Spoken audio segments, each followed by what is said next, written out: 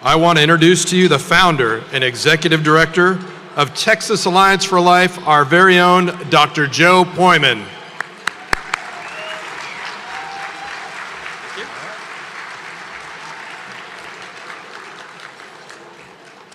Good evening, everyone. This is, I think, is one of our best crowds ever, and I want to thank everyone for being here. If you're new to Texas Alliance for Life, you are very welcome here, and I think you can see you're in very good company. We are a statewide organization of people committed to protecting innocent human lives from conception to natural death using peaceful legal means, and we've been doing that for 28 years.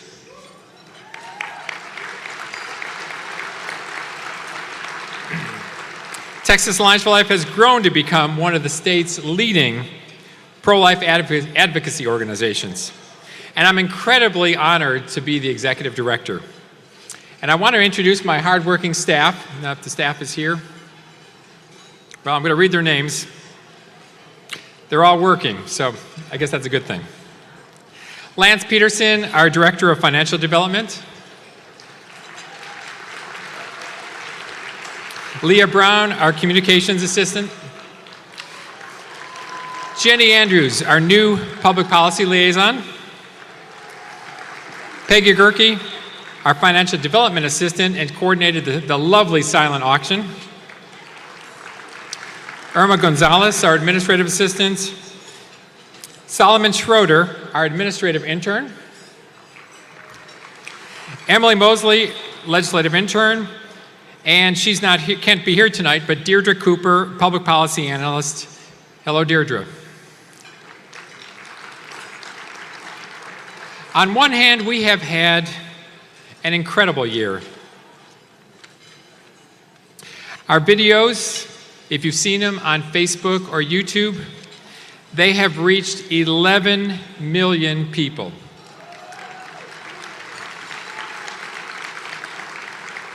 And we're getting the pro-life message out in the earned news media as well, locally, nationally, and internationally.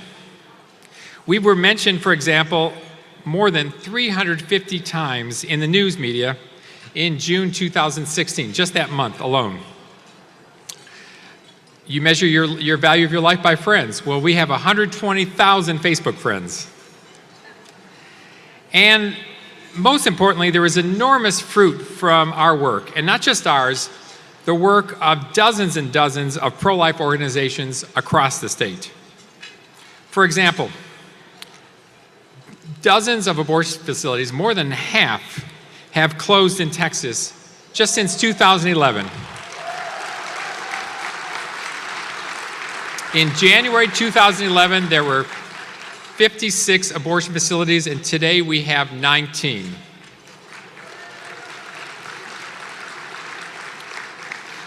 Partly because Planned Parenthood has been defunded, and also because the partial implementation of House Bill 2, which we all worked so hard to pass and to defend. The latest numbers from the state of Texas show that abortions in Texas are in steep decline. Between 2013 and 2014, the number of abortions performed have plummeted by nearly 9,000. Folks, that is a 14% drop in 1 year. Planned Parenthood thinks that's a bad thing. However, we have suffered a huge setback, as we all know. On June 27th, in a 5-3 decision, the United States Supreme Court struck down the two challenge provisions of House Bill 2, those provisions that increase safety requirements at Texas abortion facilities. That decision is known as Whole Women's Health v. Hellerstedt.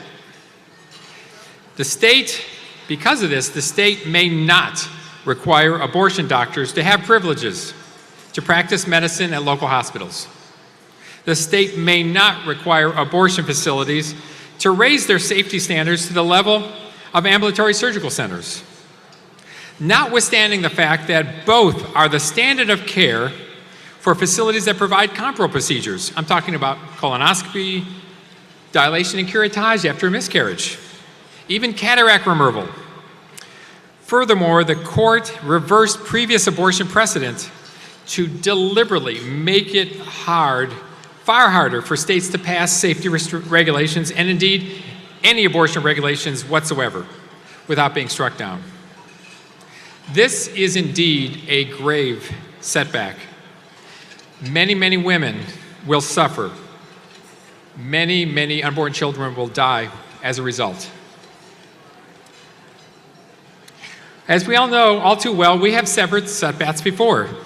And I was asked by the media, which setbacks? Well, the worst setback of all for us was Roe versus Wade.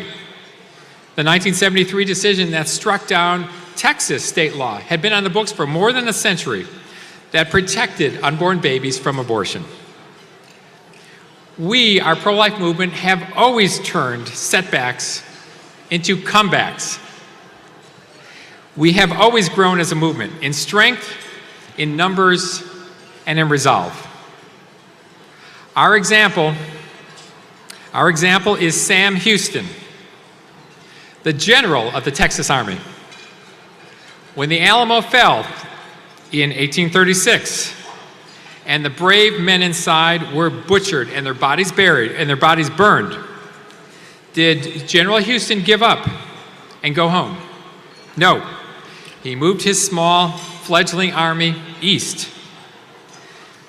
He found the right ground. He circled back, he attacked. The battle for victory lasted 18 minutes. And the battle cry was, "Remember the Alamo." Can I hear an amen? Remember the Alamo. Okay. We will remember this loss and other setbacks. We will grow. We will become stronger. Here's some ways. The general election is Tuesday, November 8th. Early voting in person begins just 2 weeks before that. I want to implore, please, please, please get out and vote for pro-life candidates. We will have a pro-life voters guide on our website. We'll start out next year with a bang. The Texas Rally for Life, the statewide event at the Capitol, is on Saturday, January 28th, 2017. The Texas legislature begins in January. We cannot rest until all unborn innocent lives are fully protected. Now, we know the court will not allow us to ban most abortions, but here are some things we can do. Number one, and this is in the program, in your printed program. Number one, pass every piece of the governor's life initiative, including a ban on the hideous partial birth abortion method.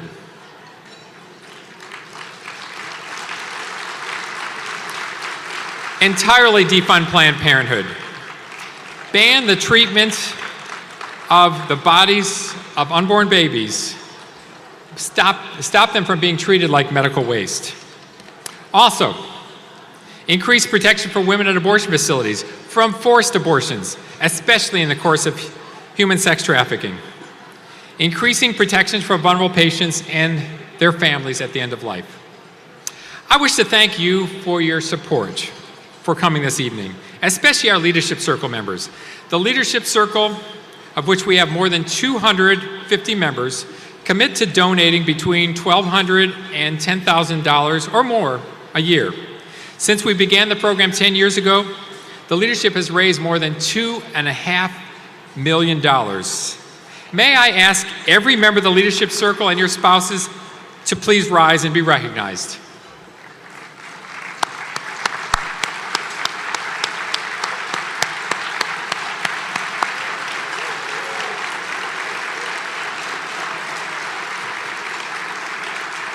Thank you.